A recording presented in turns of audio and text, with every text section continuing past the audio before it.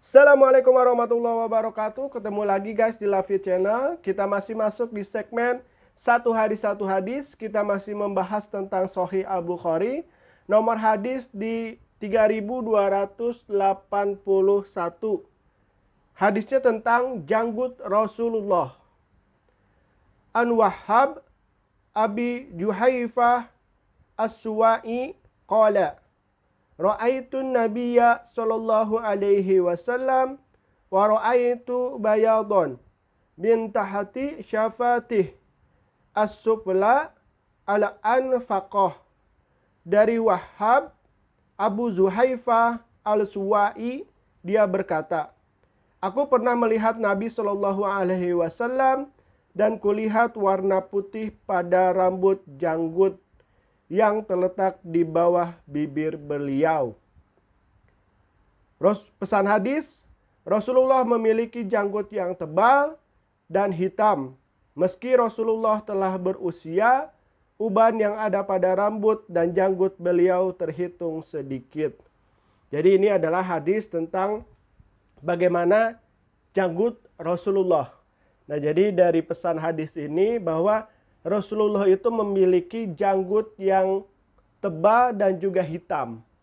Bahkan Rasulullah telah berusia lanjut pun, uban yang ada pada rambut dan janggut beliau itu terhitung sedikit. Bahkan di riwayat lain dijelaskan, tidaklah aku lihat uban di janggut dan rambut beliau, Rasulullah SAW, tidak lebih daripada 20 helai. Jadi di riwayat lain disebutkan seperti itu. Nah, di sini dijelaskan bahwa uban yang ada pada rambut dan janggut beliau terhitung sedikit. Jadi ini hampir sama, di mana yang riwayat yang kemarin itu menjelaskan tentang berapa helainya, tapi di sini menentukan dari jumlah yang terhitungnya. Jadi tidak banyak atau sedikit. Nah, inilah indahnya Rasulullah. Karena ketika Rasulullah berjanggut pun semata-mata Rasulullah dengan mempunyai akhlak yang mulia. Jadi memang berjanggut itu kan sunnah yang diterapkan oleh Nabi, sehingga kita sunnahnya itu kan mencontoh kepada Nabi, sehingga kita pun berjenggot. Nah, tapi kenapa saya enggak? Nah, ini salah satunya penyebabnya ada beberapa faktor. Salah satunya istri saya tidak nyaman kalau ketika saya berjenggot dan kena kulitnya, sehingga dia akan terasa merah-merah kulitnya atau alergi lah bisa dibilang gitu. Nah, jadi saya memilih untuk tidak berjenggot. Jadi jangan sampai kita melihat orang berjenggot itu orang-orang yang takwa, orang yang tidak berjenggot itu tidak takwa. Jadi yang paling ditanamkan itu adalah, ini menurut guru saya, bahwa ketika seseorang berjenggot itu harus dibarengi dengan akhlaknya Rasulullah. Minimal bibirnya ini selalu tersenyum dan mukanya jangan pernah masam. Karena apa? Orang sudah melihat janggut kita mencirikan sunnahnya Nabi.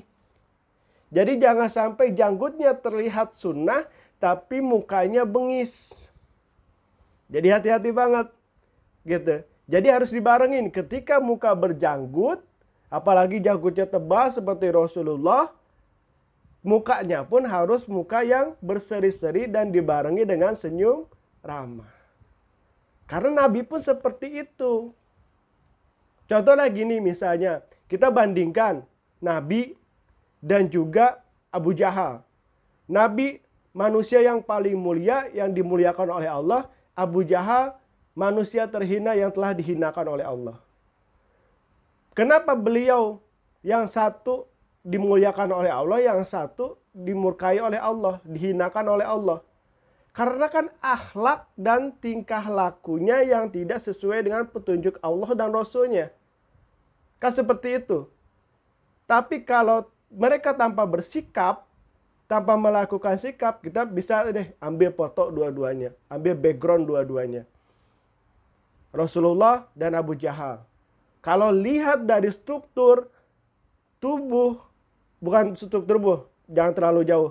Struktur jenggot mungkin sama, karena sama-sama orang Arab. Abu Jahal berjenggot, Nabi berjenggot. Nah mungkin Abu Jahal juga tebal jenggotnya, cuma saya nggak tahu, karena saya nggak kenal Abu Jahal, yang saya kenal Rasulullah. Nah, ketika kita lihat seperti itu, kita bandingkan, dan di sebagian film-film pun, bahkan di riwayat-riwayat yang dikisahkan dari Sirah Nabawiyah pun, ini Abu Jahal itu berjenggot gitu. Dan juga dia menggunakan imamah. Sama kan seperti Nabi. Berjanggut dan juga menggunakan imamah. Nabi bergamis, Abu Jahal pun bergamis. Nah, cuman yang membedakan dua sosok ini adalah yang pertama mempunyai akhlak yang mulia, yaitu baginda Nabi Muhammad Rasulullah Shallallahu Alaihi Wasallam. Yang satu lagi mempunyai akhlak yang tercela. Karena apa? Sering marah-marah, kerjaannya suka menghinakan orang, mengangkat dirinya lebih tinggi daripada orang lain, dan bahkan mukanya selalu cemberut. Apalagi kalau udah melihat Nabi, marah-marah mulu kerjaannya. Nah, berbeda dengan Nabi. Nabi ini walaupun dijahatin, tetap tawadu. Walaupun dilempari kotoran, tetap sabar. Walaupun diludahi mukanya oleh orang, tetap tersenyum. Nah, itu yang membedakan Abu Jahal dan juga Nabi. Makanya layaknya lah kita sebagai umatnya lebih mengedepankan akhlak dan juga sikap Nabi. Terutama dalam mimik wajah, dalam senyum ramah. Karena kalau misalnya kita tidak berperilaku seperti itu tidak mencerminkan Nabi. Percuma kita menggunakan janggut yang tebal, imamah, gamis, tapi kelakuan kita seperti Abu Jahal. Apa bedanya? Nah, tapi kalau kita berimamah, berjanggut, menggunakan gamis, dan memasang muka yang berseri-seri, serta dibarengi dengan senyum ramah, kita dihina, dicaci maki, dilempari kotoran bahkan, kita tidak marah. Bisa nggak seperti itu? Nah, itu sama-sama kita belajar, sama-sama kita berjuang, bahwa yang paling penting kita contoh adalah akhlak dan perilaku Nabi. Masalah penampilan semua orang juga bisa. Semua orang juga bisa menunjukkannya. Nah, bahkan guru saya lebih ekstrim lagi ngasih tahunya ke saya. Jadi jangan sampai kita berjenggot panjang sesuai dengan sunnah Nabi, tapi muka kita bengis. Nah, nanti jangan salahkan kalau jenggotnya aja yang ke surga, tapi orangnya ke neraka. Karena apa? Mempunyai muka yang bengis dan tidak pernah senyum ramah. Jadi mungkin itu aja yang dapat saya sampaikan. Mudah-mudahan bermanfaat. Mohon maaf apabila ada salah-salah kata. Wabillahi taufiq wa hidayah. Wassalamualaikum warahmatullahi wabarakatuh.